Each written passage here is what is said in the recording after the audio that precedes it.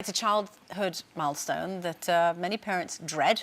Basically, it involves running after your little darling, potty in hand. But it's something that we all have to go through, isn't it? Apparently not, as according to a recent survey, 70% of schools are reporting an increase in the number of 5-year-olds starting school in nappies.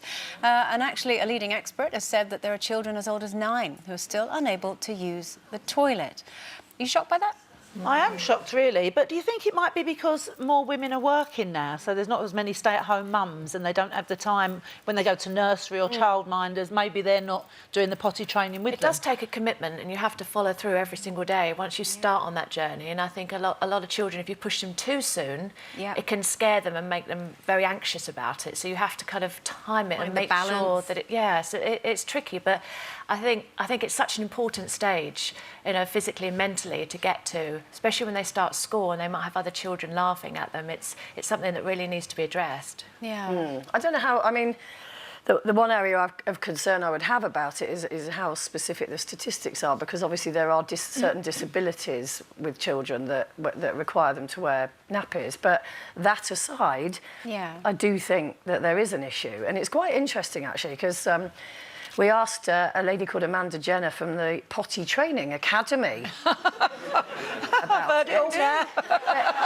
Exactly. But I thought it was quite interesting. Part of the problem is disposable nappies, because kids can sit in them for hours and they're dry, you know, because aren't they, actually? Yeah, whereas our generation or our parents, we had terry toweling nappies. And you feel the wetness on and you think, oh, the wetness, and you've got to wash it and dry it, and, you know, so they wanted us on a potty as soon as possible. So there's an element of that as well, I think. But the child needs to feel their wetness, you know, rather than not be even aware that it's uncomfortable. It is hard, it does take a bit of time. And I remember with both of mine, I waited until they had a bit of rational thought, so you can say, look, this is what you've got to do, and it was summer, because I think when they can run around with no naked, it's easier then at home. It's much easier than if suddenly all right, trousers off, nappy off, you know, and by then it's an accident. So and you have to remember to clap when they have a poo. Always. We rolled them. Yeah, well done. You had a poo.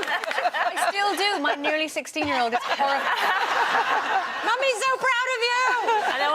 I've got a video of my little Aidan when he first did it. I remember sitting and following with the video, and he was naked in the garden in the summertime, and he's sitting on the trolley and he's looking, and he's like, looking, and he jumped up and he said, yeah! And I've got a video. I won't show it on his Twitter. Save it for his wedding. I mean, it is true.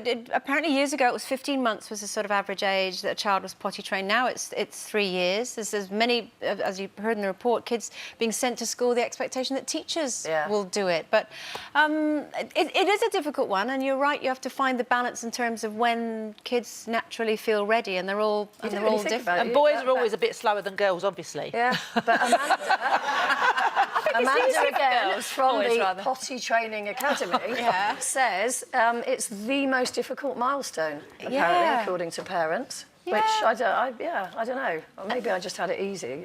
You had girls. Yes. You had girls. Yes, of course. We've got 10 ladies. Do you know, on that note, I'm going to end the show.